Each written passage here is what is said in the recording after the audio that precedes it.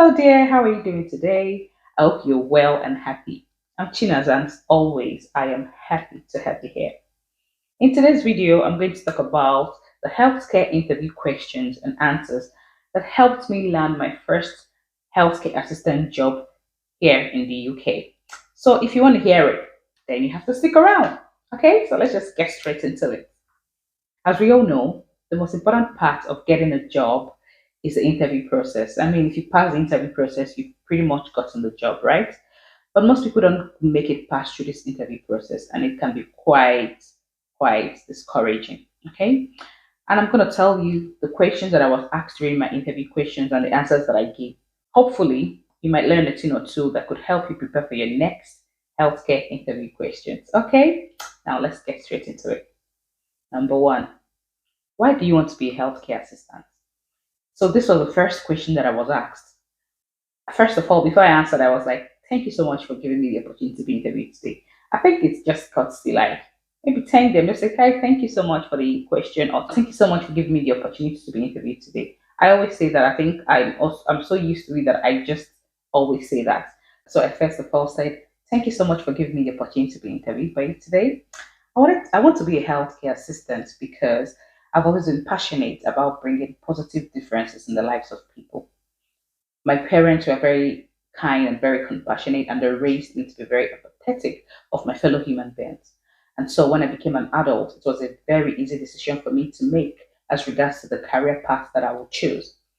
So, having gone through the job descriptions for this job, I'm very confident that I'll be a very reliable and strong part of the team because of the skills and the experience that I've gathered over the years working in this kind of setting and helping people. I believe that I will bring my skills to use and be able to constantly bring a positive difference in the lives of the people that I'm responsible for on a daily basis. I want to be a healthcare assistant because this is a role that will give me the opportunity to daily impact on people's lives as much as I can. So this is why I want to be a healthcare assistant.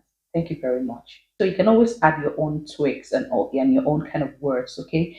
But anything that you're saying, make it look natural, make it look like truly you want to be a healthcare assistant. Try as much as possible to give a natural answer why you want to do this job, why you're compassionate about your fellow human beings, and why you want to help people who are vulnerable and who are in a daily need of your help, or who are in need of your help. Okay, so these are the things I should keep in mind when you're answering this kind of questions. So the second question they asked me was, how would your colleagues at work or how would your friends describe you? I was like, wow, in my mind, because I wasn't even expecting that kind of question. And then I began to think, but obviously I thought really fast. And then I said, my friends or my colleagues at work, I believe that they would want to describe me as someone who is compassionate about her fellow human being, someone who is empathetic, someone who is purpose driven, who is a motivator, who is a very good team worker. Okay, I believe my friends, my colleagues at work will also describe me as a go getter, someone who is a very dependable ally, someone who can be trusted, and someone who can carry on responsibilities, and someone who knows her job and does it diligently.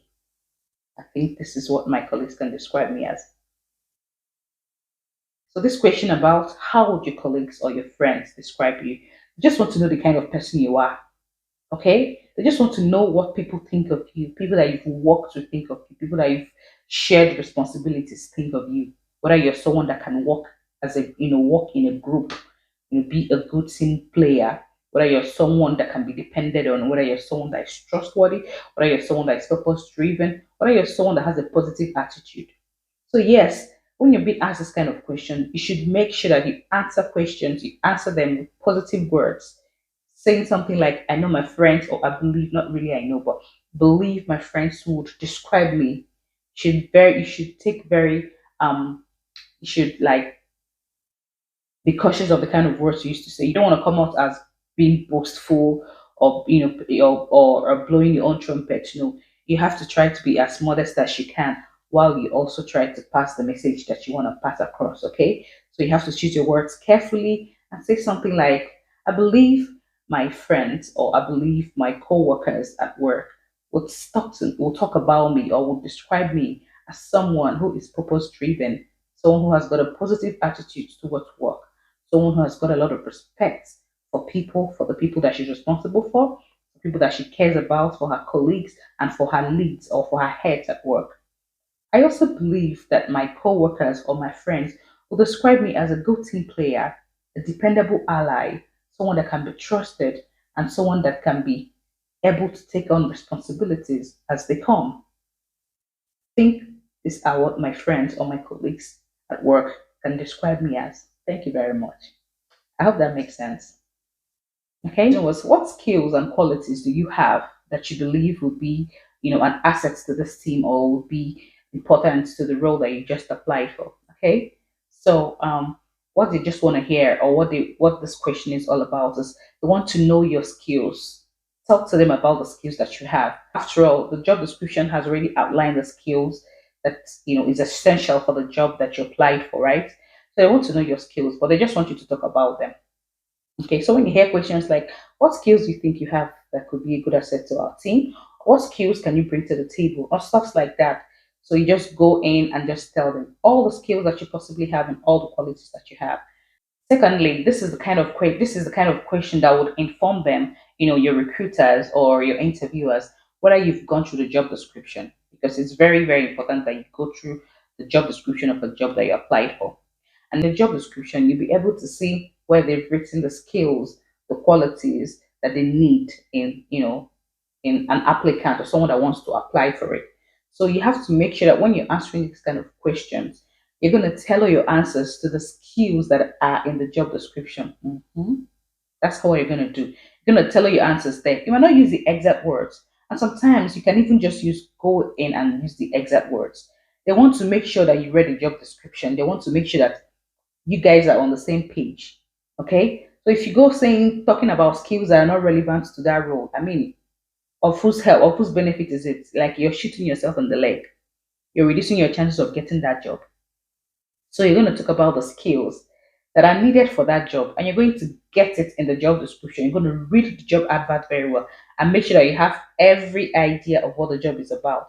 And then that's how you're going to tell her your answers to. So for me, when I was asked the question, so what skills do you think you can offer or you can bring to this role? If you become successful in this job, what skills do you have? I was like, I believe I have the skills and the qualities that will be relevant to this role. Skills like observational skills, communication skills, listening skills, problem solving skills. I believe these skills will be an asset to this team because these are the skills that will be needed on a daily basis in this role that I'm talking about. My qualities: I am empathetic, I am compassionate, I am caring, I am kind, I am supportive, and I am a positive minded individual. So I believe these are the qualities that I have that could help me, excel in this role and be a good team player or be a good asset to this role or to the team that I will join moving forward if I am successful in this role. Okay, so make sure you name your skills. What I do is I actually separate my skills from my qualities. Like I talk about my skills first and I talk about my qualities, or I talk about my qualities and I talk about my skills. But make sure that the qualities that you're mentioning and the skills that you're mentioning are the skills and the qualities that they need for that job. Don't go calling qualities that nobody has ever heard of, if you know what I mean. But yeah, that's what I said. And then the third question they asked me was, tell me a situation when you helped someone, or tell me a situation where you've shown someone care. What was the result of your actions? Okay. So in this kind of question, they want you to maybe tell a story or narrate an experience that you've had to experience in the course of your work or in the course of your job. So they just want you to talk about it, like explain to them in any way you think you can possibly do it, but just give them an idea of what you think care is, of what you think showing someone care is. Okay. So in my situation, when I was asked this question, I definitely knew that at that point I needed to tell a story that would show that I had shown someone care, something that they could relate to or something that they could imagine. Okay, so I knew that I had to tell a story. We've all got stories, especially if you've been caring for people for a very long time or even for a short time. We've all got stories where we've shown someone love or when you show someone care, even if it's not in a hospital setting. You've shown care to your friend, you've shown care to your mother, you've shown care to someone who you don't even know at all, to a total stranger. You've shown care to the helpless or to the homeless. You know, there's just, if you're an empathetic human being at one point or another in your life, there's been a time when you've shown care to someone, and this is a time for you to explain how you did it and what the reaction or what the result of your actions was or were. Okay, so in my situation, I told a story, and this was the story that I told. So I said, I've shown a lot of care to people for a long time now. The most recent experience that I can remember, it was when I went for a shift one particular day, and then I took a particular patient for a walk in a wheelchair. She was immobile, so I took her for a walk in a wheelchair around, the neighborhood around where the home was. So after we've gone for a walk, we came back home. But as we got to the doorstep, she started crying that she didn't want to go inside of the house. And it was a bit confusing for me because I didn't understand why she wouldn't want to go inside. Okay, we had gone for the walk. We've enjoyed. It was a really lovely day, lovely weather. We've enjoyed the walk, and we've chatted, we've sang some songs. I mean, I felt she had some fun. So when she started crying, I didn't quite understand why she was crying. So I had to ask. So I asked her, hey, I called her name and said, why are you crying? Are you all right? And then she was like that she wanted to, you know, still go for a walk. She wasn't really satisfied with the work that we had already gone for. She still wanted a little bit more. And then I was supposed to close for work already. Like I was supposed to close for work at that moment. Okay. So I said to her, you know what? I've actually closed for work. So how are we gonna do it now? What do you think? And then she was like, she still wants to go for a walk, and that's all she knows. That's all she knows about. She was crying. I was like, no, no, no, it's okay. Stop crying. I mean, it was just a walk, right? But even though that I had closed for work, I still took her out for a walk. I said to her, you know what? I'm going to take you out for a walk, for the second walk, actually. And then I hope that makes you feel better. And then she smiled. That meant she was okay with the idea, obviously. And then I took her back again into the neighborhood for like another 10 to 15 minutes walk around. And then we kept talking like we used to. We kept chatting and we kept singing along because she loved to sing. And then after I had taken her for a walk, I brought her back to the house. And this time around, she wasn't crying anymore. And instead, she was laughing and she was like excited. And I was like, "Are you happy now?" And she said, "Yes," that she was happy. You know, that act or that's that's that moment I felt fulfilled as a person. I felt, wow, these are the little things that make people happy, and oh, these are the kind of things that could actually change someone's lives and make them have this kind of feeling of self-worth. Makes them feel like they are being seen and they are being heard and they're being cared about. So I was happy that she felt that way. And even though I was already like 20 minutes, you know, off, 20 minutes into my end of shifts, like I was done with my shifts like 20 minutes ago. But even though I had spent extra 20 minutes, 30 minutes at work and even missed my boss, I was still happy going home that day, knowing that I made a positive difference in the life of someone and she really appreciated and she really felt loved. And that was all that mattered to me.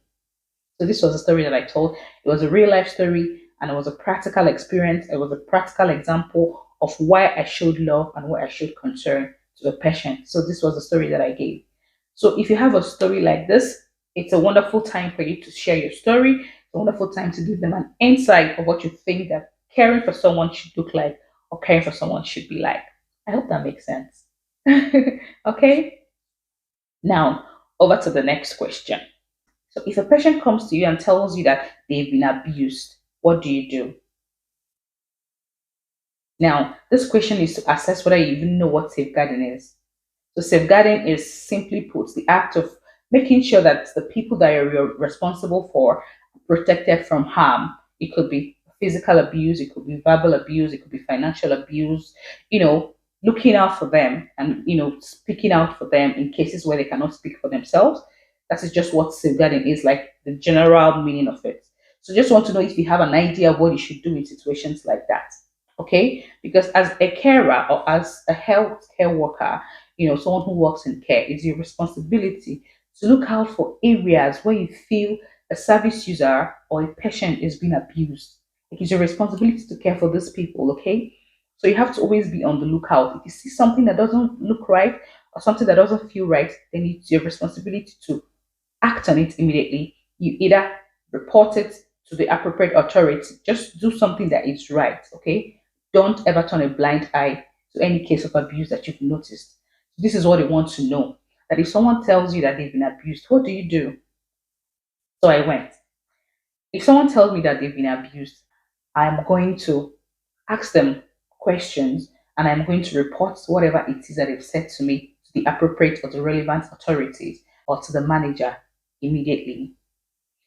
And if the person asks me not to tell the manager, I'm still going to inform them that it is my responsibility to report such kind of thing to the manager, and I might not be able to conceal that from the manager or from the relevant authorities.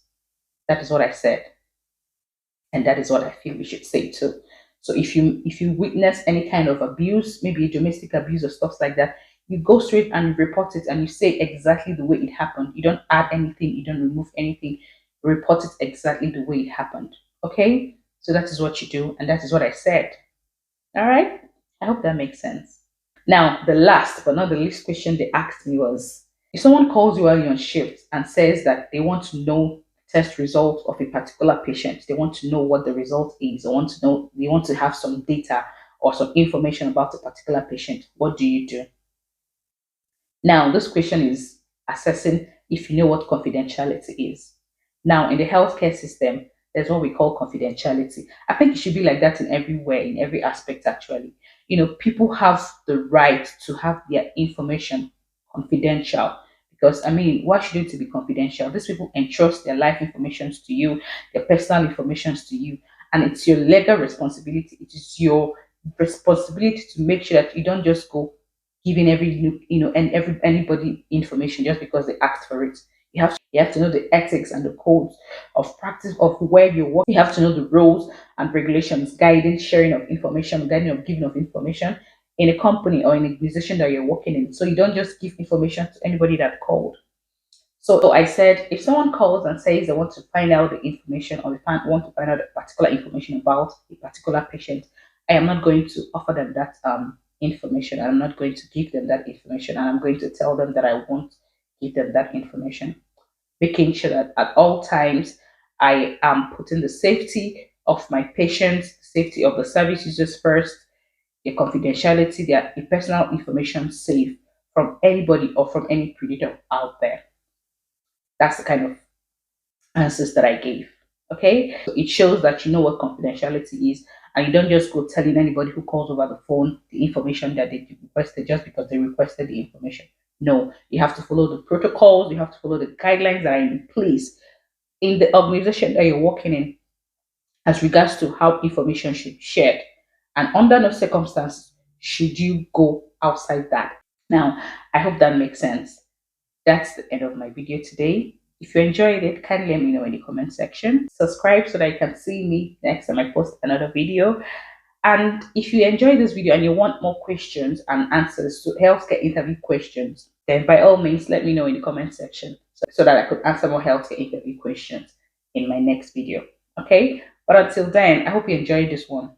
Sha. Thank you so much for listening. Thank you so much for staying here to this very point. And hope you had a nice time. I think I did.